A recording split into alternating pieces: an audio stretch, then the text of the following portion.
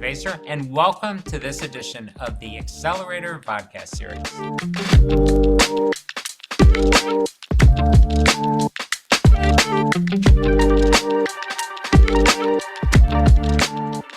I think to get started, it'd be great if you could just tell us a little bit about yourself and kind of your career journey. What led you here to Prisma Health and the role that you have today? Thanks again for the invitation to join you, David. This is always an honor to get to sit down and speak with you. In terms of my career journey, it's been an exciting and interesting one. I completed residency and fellowship a little over a decade ago, and when I graduated, I thought maybe I would work in an academic setting or just in an ambulatory setting, and ended up going down the academic pathway here at Prisma Health, formerly Greenville Health System, after I finished fellowship. And I ended up starting out working as a fourth-year clerkship director and as a core faculty member.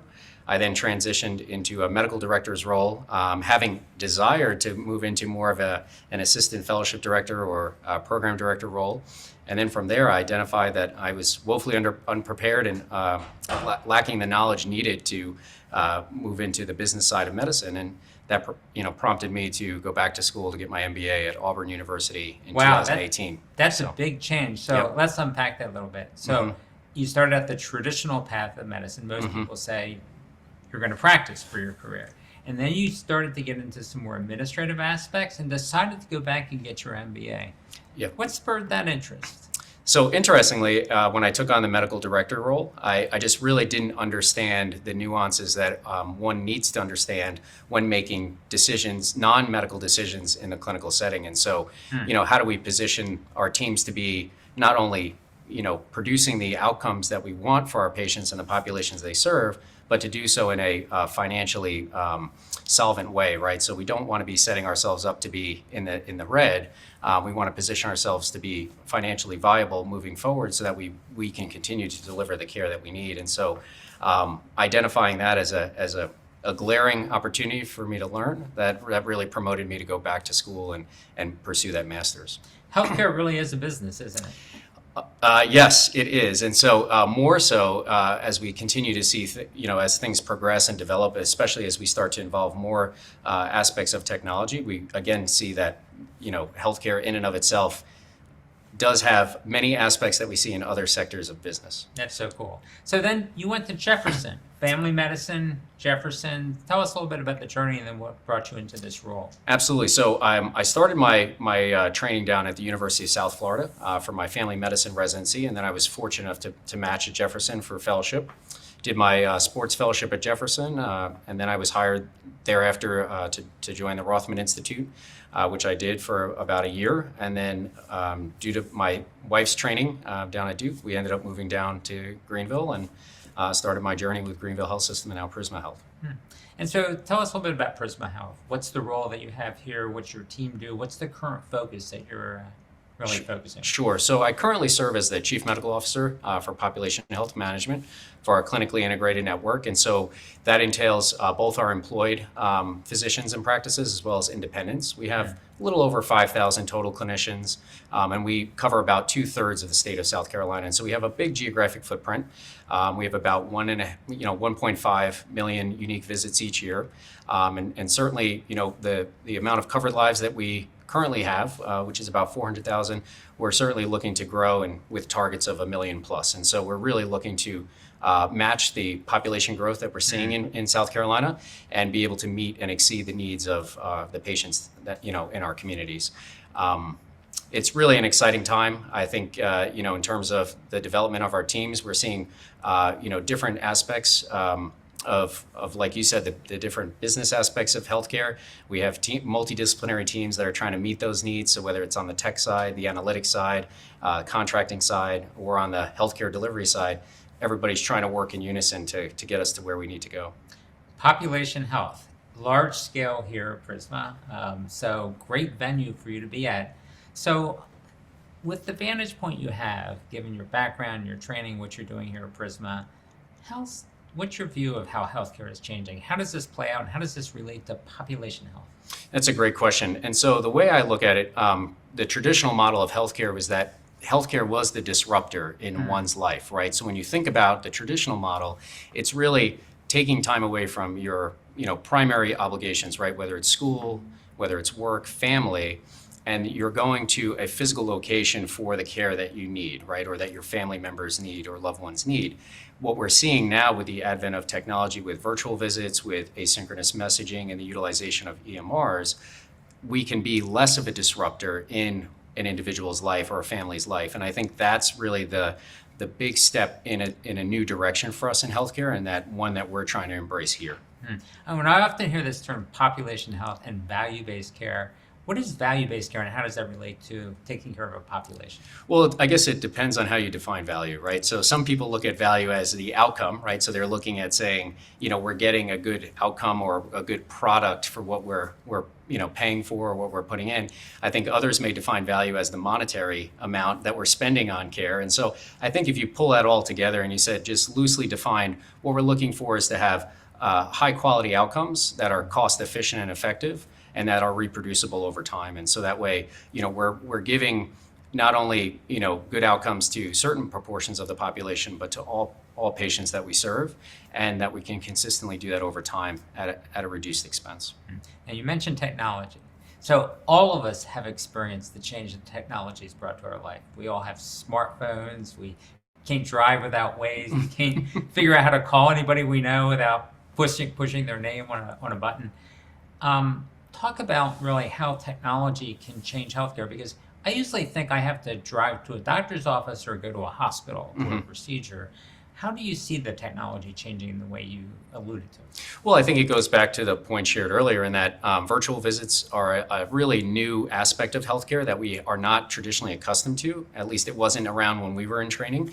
And so as we look at as that can be a new venue for care. And so it's very helpful for addressing needs that maybe are specific to a specialist.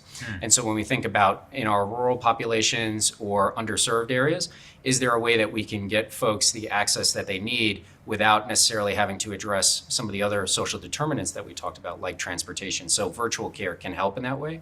I think the other nice aspect of technology is that technology can help to facilitate ease of use, right, for both the clinical side and for the patient side.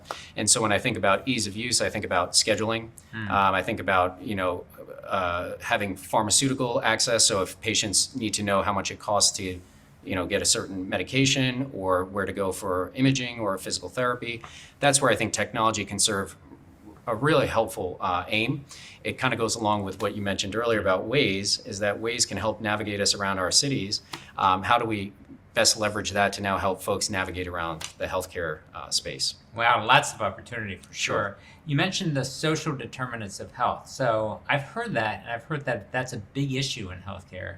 Let's talk a little bit more about that. Sure. So one of the barriers that we see in trying to achieve, like we talked about earlier, value-based care, is that not everyone has the same starting point. And so how do we kind of level the playing field? And I think that's where we're looking at social determinants as being such an integral part of the entire healthcare journey.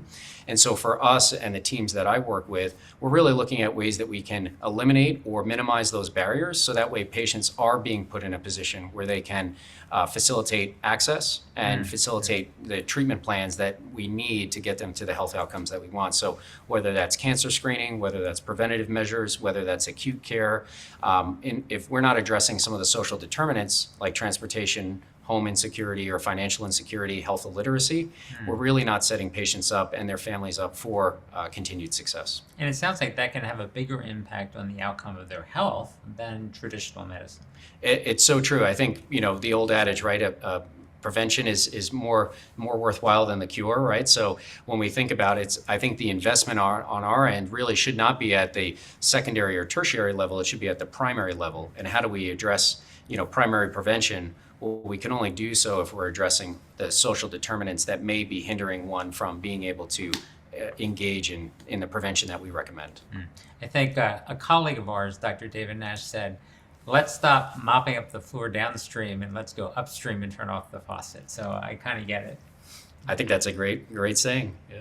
So technology. Everybody talks these days about artificial intelligence, and sometimes it's a little scary, but it sounds like there may be opportunity as well. Share a little bit about your perspective about AI. Well, I think AI brings great opportunity with it. Obviously, with this opportunity, we have to be very mindful of how it's used because in the wrong setting or the wrong hands, it can be very detrimental, right? And we see that with the dissemination of misinformation in like social media platforms. So I think the best way to utilize AI is to say this is a complementary resource to what we're traditionally accustomed to. So we don't want to supplant the expertise of our clinicians or our clinical teams, but we really want to augment with AI. And so the way I look at it is, how does AI help to minimize some of the workload that's burdening our teams? And we know it's a pervasive problem in healthcare with burnout. And I think AI is going to be one of the right solutions to help curb that burnout with note generation, with aggregating data to make better predictions on which medications to use for patients, how to best stratify risk so that way we're not just standardizing how we're doing screening measures or preventative strategies. We can have a more tailored approach, and I think that's where AI is going to be very useful. I think as we see with other aspects of healthcare, we have to just be very mindful on patient privacy, the utilization of data to help and not hinder or hurt patients. And we have to be mindful of that the AI is actually producing the evidence-based information and not just lay press information that it may be harvesting in its generation. So, Well, a lot of information there for sure, and it sounds like a lot of opportunities. So let's kind of break this up a little bit. So one is the efficiency of healthcare. So think about, like, I'm coming to work the way I used to practice. How can technology and potentially AI help with the efficiency of care?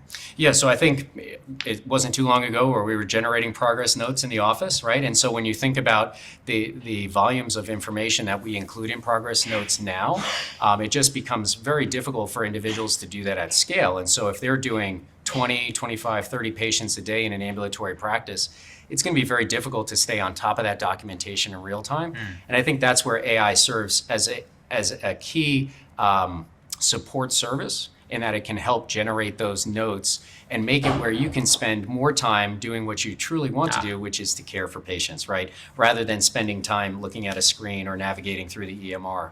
I think that's going to be out of the gate probably the most useful use of AI. Sounds like that's a short-term opportunity. Yes. How about the role of quality or the actual decisions made about what diagnosis people have, and then what care should they get? Absolutely. And so I think screening is a great example and can address that question. So when we think about screening measures, we know that, for breast cancer, we're really limited to mammography as kind of our standard. But with colorectal cancer, there are other options, right? So we think about endoscopy as the gold standard, but we also have Cologuard and FIT testing. And so one of the things that we have to think about is that even though a gold standard exists, it's only helpful if the individual can access it. So if we have a surplus of individuals that need endoscopy, I think AI can be very helpful in stratifying who should be prioritized, right? Or they're at the highest risk versus those who may be at normal or low risk and maybe can either delay endoscopy or can defer to one of the other non-endoscopic measures. And so that's where I think AI can help with taking the limited resources that we have, whether that be imaging or procedures or other diagnostic tests, and be able to say, this cohort within the population is the highest need and should be prioritized versus others that are maybe stratified as maybe a medium risk or low risk. So that way we're not delaying getting the right treatment to the right patient at the right time. So better resource allocation, more efficient workflow, it sounds like. And then you talk a lot about risk. So I've heard you mention that several times. So how does that fit into the role of population health and value-based care? How important is risk, and how good are we at predicting who is going to need an emergency room visit or a hospital visit? So I would say, to answer your question out of the gate, we're not very good at predicting, right? So right now, I think we're limited to the relationships that we have with the patients, and we can maybe look at some rudimentary data and say, this patient may have a predisposition to go to the ER more often than others. But again, it's really looking at historical data and then trying to create a basic model.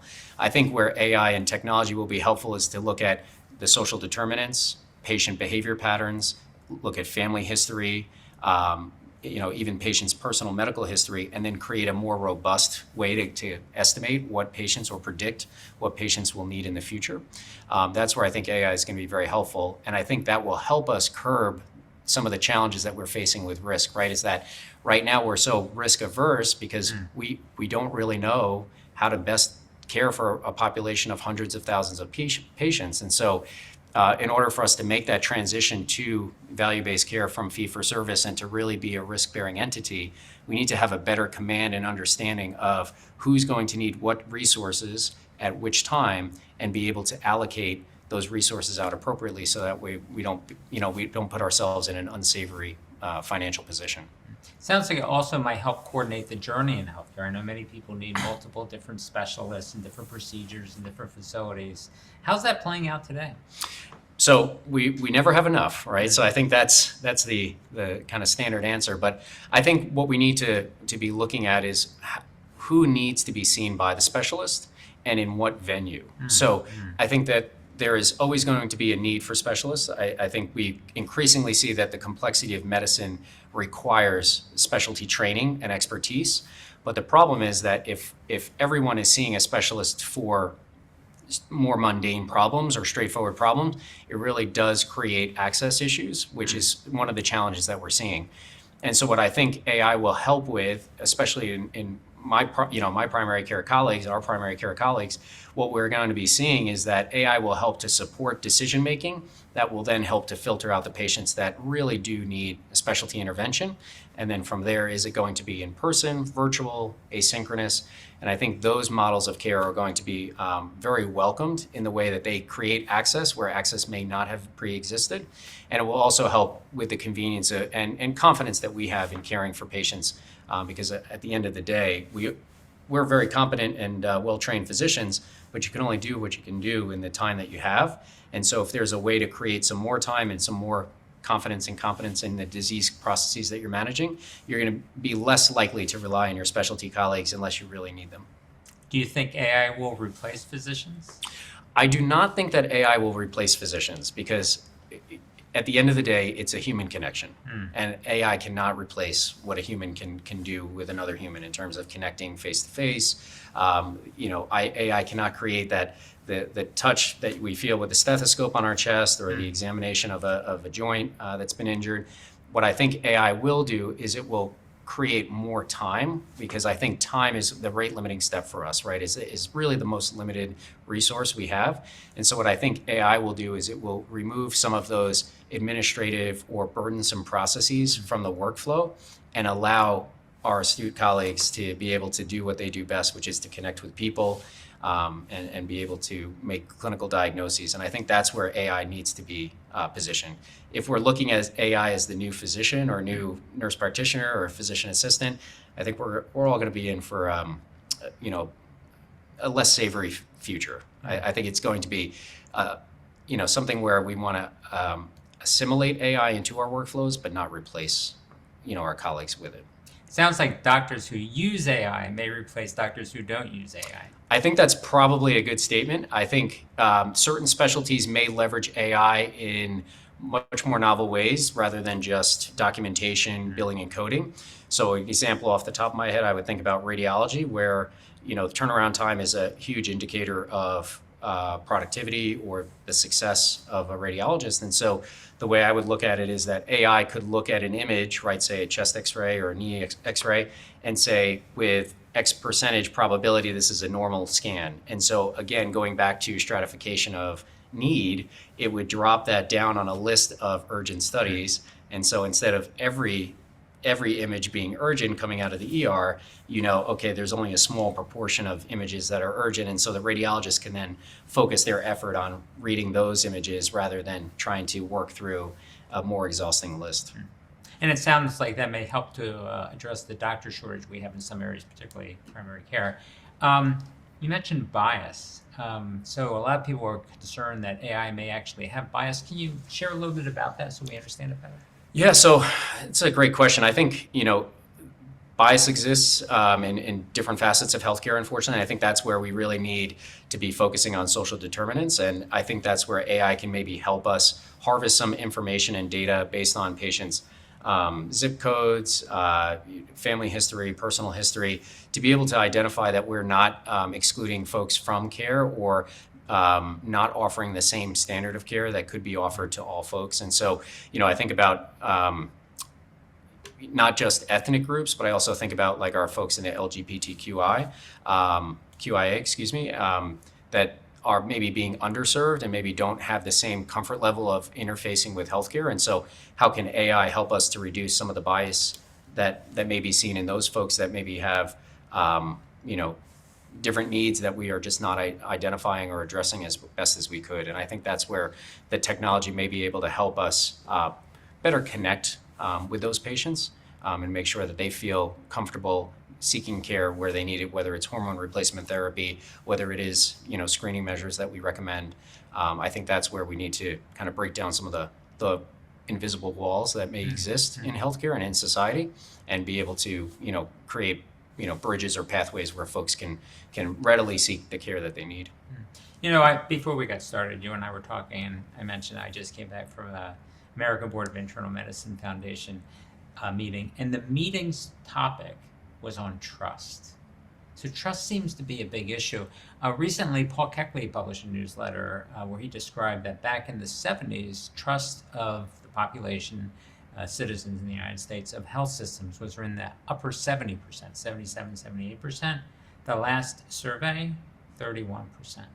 So share a little bit about trust. Is technology making it better or for worse? Is population health going to address the issue of trust? I think we're all concerned about trust. So I think it's a great question. And when you look at the core of a relationship, what do you need in a relationship in order for it to be successful? You need trust. And so when we look at the patient-physician relationship or clinical team and the patient relationship, we have to have trust at the core. Otherwise, that relationship is going to dissolve or just be non-existent. And so in terms of the work that we're doing and the way technology should be supporting the work that we're doing, we really need to be able to connect with patients in a transparent and trustful way, to be able to say that we are doing what we believe is in your best interest in our recommendations, in the treatment plans that we craft for you, and how we're going to direct you through the different services or different pathways that we have within our health system and in the communities. And I think from there, then we'll get more engagement, because I think in order to have success, you not only have to have trust, but you have to have engagement. And I think you cannot have the engagement without the trust. And so once we have that, the patients are more engaged in their treatment plan. They're more likely to take the medication that they're prescribed. They're more likely to follow up as needed for surveillance of their disease process. And they're more likely to do the screening measures that we've talked about. So I think, trust really has been eroded due to some of the misinformation that we talked about earlier in the conversation with social media platforms, the general news media. So I think there's ways that AI can maybe help filter out some of the noise and get folks to really understand, we're all in this together, and us as healthcare professionals are really trying to partner with patients and their families to put them in the best possible situation. And one of the areas that people talk about with trust is the issue of privacy and security. And with this increasing use of technology in healthcare, how do you see that playing out? So we know that with HIPAA and the FTC, there are different regulatory bodies in place that help with overseeing, data use as it pertains to health information and patient health information. What I am curious, and I don't have the specific answer on, is how do we best assimilate AI into the mix, but making sure that the information that AI harvests is staying with the patient. And if it is being used to make predictive models for, say, populations of patients, how is that information being de-identified? Because obviously we don't want information to be disseminated out that inappropriately that could adversely affect patients' ability to gain employment or be insured. And so those are really difficult discussions and considerations as we're trying to accept and adopt technology, that we can't turn a blind eye to the ramifications and implications that using that information could have in the future for folks. So you mentioned also engagement. I think you were talking about engagement in the community, engagement of patients. I hear a lot about physician burnout and that physicians are less engaged. Share a little bit about that, and do you see hope for that turning around? Yeah, I've been exploring burnout as one of my key my research interests over the last couple of years, and I think really at the core of burnout is a disengagement with the work. And so we talk about trust and engagement, it's hard when you have your colleagues and other individuals in the health system feeling like they aren't a valued member of the team and that they're basically there to just produce documentation or to get through a certain volume of patients to meet a certain RVU threshold. I think that's where burnout is stemming from, is really feeling like the work that I signed up to do and that I trained so hard to provide this level of care, I'm not able to do it because I'm just being asked to push through a certain volume or a certain target that I need to meet. And so the way I look at curbing burnout is using technology to reduce the administrative burden. I think utilizing a more team-oriented and team-based approach to care is going to be the more novel way to address burnout in the future, is to say that the physician is one of many individuals that cares for a team or a populations of folks. And in doing so, they're not solely responsible for every facet of care that a patient receives. And I think that's part of the burnout process.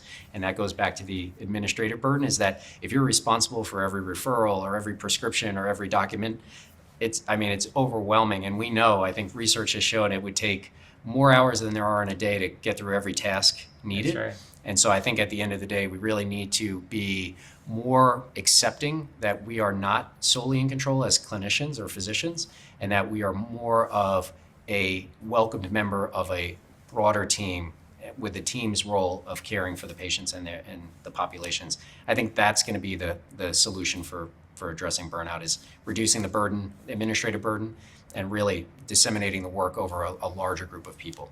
And it sounds like that would help with trust too. Absolutely. And there are things that I, admittedly, as a physician, I'm not the most attuned at what resources are available in the community, but I imagine a social worker, a community health worker would be. Or I'm not the most adept at physical therapy options or occupational therapy options.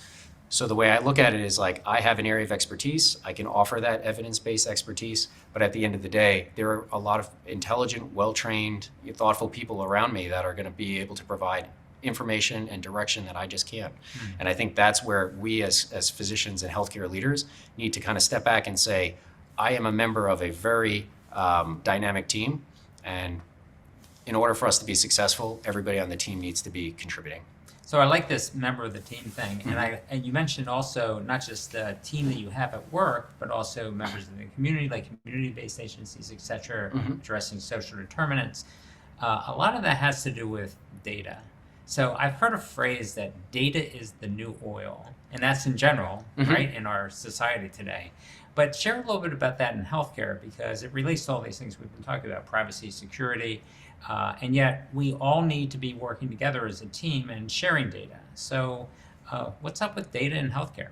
Yeah, so I like the analogy of data and oil. I think, oil in and of itself has value, but you can refine it and make it into things that are even more valuable, like gasoline or Vaseline or whatever it is that you want. And so the way I look at it is, data in and of itself doesn't really drive decision making. I think that's where just raw data can be helpful, right? Because then at least we're collecting information. But if we stop there, the information isn't really telling us the story or leading us to make better decisions, which is ultimately the gasoline that we want to get from the oil, right? And so we want to take the information that we're harvesting from patients or that we're acquiring from patients and populations to make more intelligent decisions. And so that's where I think different resources and data analytic tools can help make real-time or near real-time decisions that are going to be much more advantageous for the patients and the populations, rather than just saying, I'll see you in 3 months and hopefully we'll see an improvement in your treatment plan.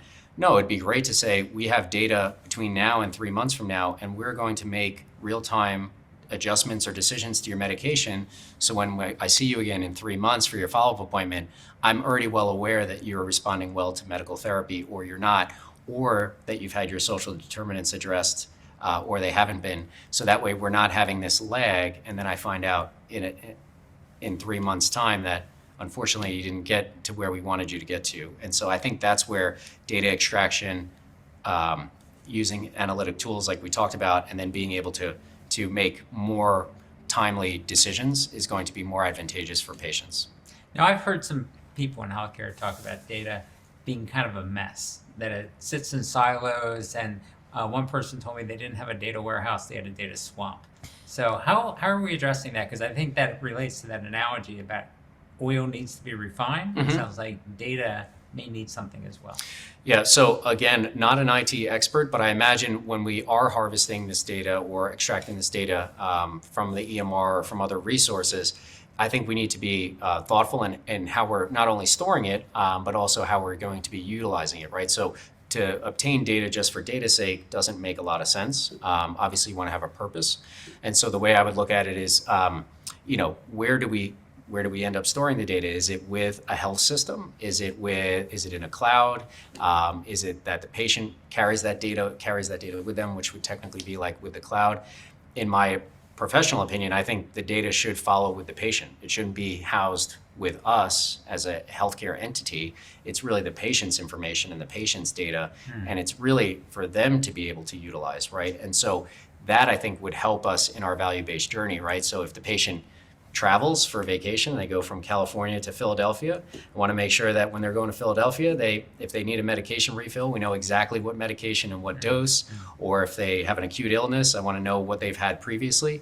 If that data is following the patient, it makes that the decision-making process much easier and helps us on the value-based journey. I think if we're operating under our current model, we may not have access to that data, and then we have to make guesstimates or educated guesses around what we should do for the patient. And I think that needs to be well in the past at this point.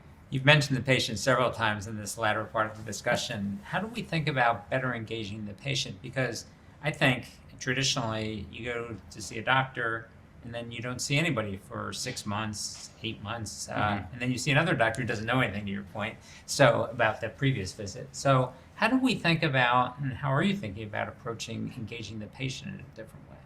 Yeah, so I think about looking at it through the lens of the patient, like what's going to be most convenient for the patient and also what's going to be most appropriate, right? I think our traditional model is patient, like we talked about very early on, disrupts their daily workflow or daily life to go seek care. I think in a more novel approach or more modern approach is to basically say, what is going to work best for this patient? Do they want to have an in-person visit, a virtual visit, a telephonic visit, a asynchronous message visit? Do they want to self-direct their care? Do they want to have care coordination?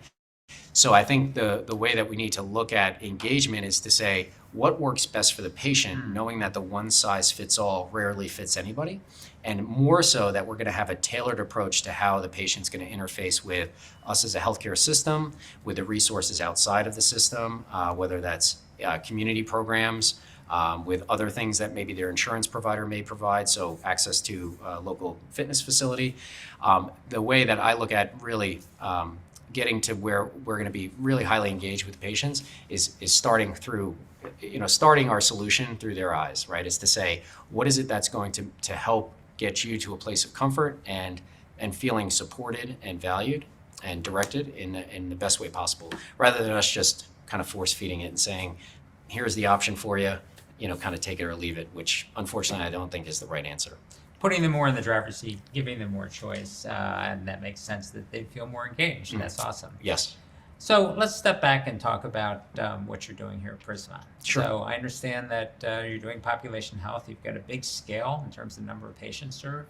You have this value-based care approach, and you're using technology. So share a little bit about how that's playing out today and the use of technology, how that may have changed kind of the way you're doing things here at Prisma. Absolutely. So from the population health standpoint, we're continuing, as we've discussed over the entire conversation here, we're really looking at better ways that we can meet people where they are, address some of the barriers that maybe we have not been aware of in the past to getting them to where we want them to go, and to try to optimize health outcomes, right? So ultimately, we're measured on our performance in positioning patients and their families to be healthy. And With so your contracts. with our contracts, right, with external payers, which is how we stay financially viable, right? And so what we want to do, and it goes back to that value-based definition, right? So if we're trying to produce value for patients and for our payers, we have to make sure that we're delivering a high quality care. We're not overextending the financial need to provide that care, and that the outcomes meet what we're trying to do. And so when I look at it, from all the initiatives, whether it's on hypertension, whether it's on mammography, colorectal cancer screening, preventative services like annual wellness visits, what we're really trying to do is find the best way to connect with patients, get them to feel supported and engaged, and want to willingly participate, knowing that if we can invest that time, effort, and energy at the front end, we're likely going to have patients that are going to be healthier, have a longer life expectancy, a higher quality of life, and likely, going to be more productive members for their society, for their families, for themselves. And I think that's really the focus of all the work that we do. So share a story about how you think about going about making decisions about what technology you'll use. How do you then implement that technology? And then how does that process play out? So, we want to always make sure that the tool is most appropriate for the job. So, can't be walking around with a hammer and all we have are screws. And so we have to be really thoughtful about what tool serves its purpose. And so when we're looking at ways that we can further our efforts, whether it's communication platforms, whether it's video platforms or SMS text platforms, whether it's data aggregation and processing or data analytics, we always want to look at making sure that the tool is appropriate.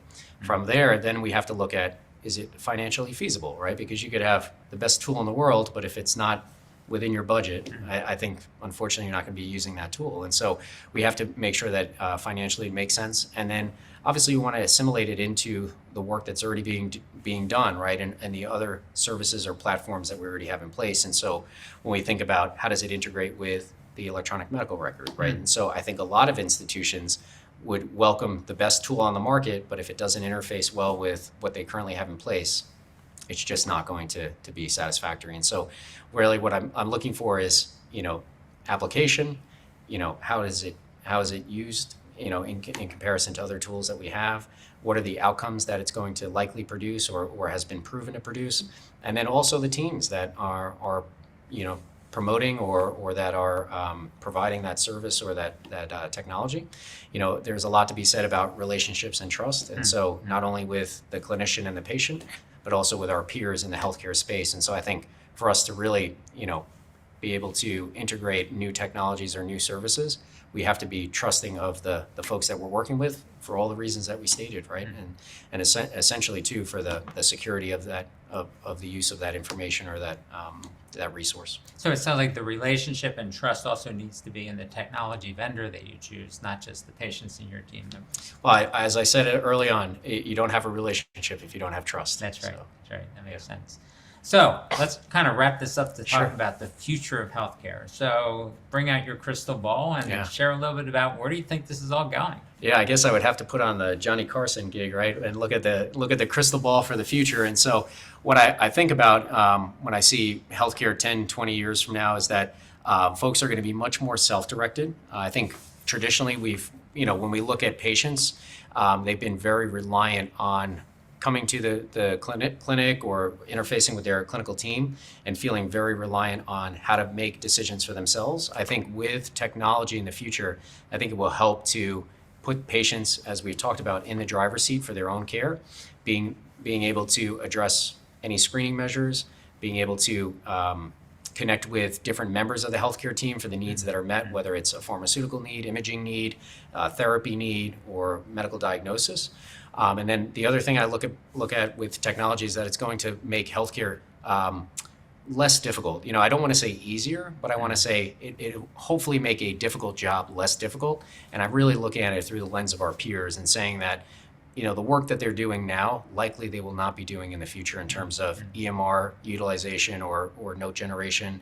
I think in terms of billing and coding, I think about, data aggregation and making decisions.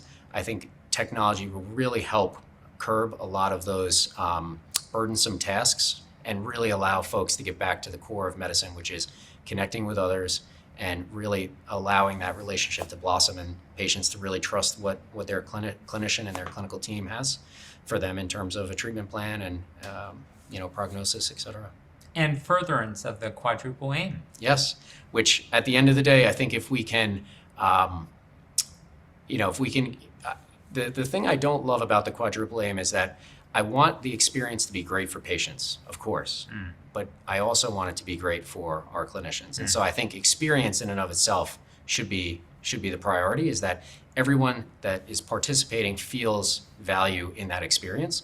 And then from there, we can easily address all the other problems, which is keeping costs down, making sure that our outcomes are desirable and high, and making sure that everything that we're doing is as appropriate as possible. Going upstream, turning off the faucet. Drew, thank you so much. This has been a very enjoyable and enlightening discussion. I really enjoyed it. Thank you so much for your time, David.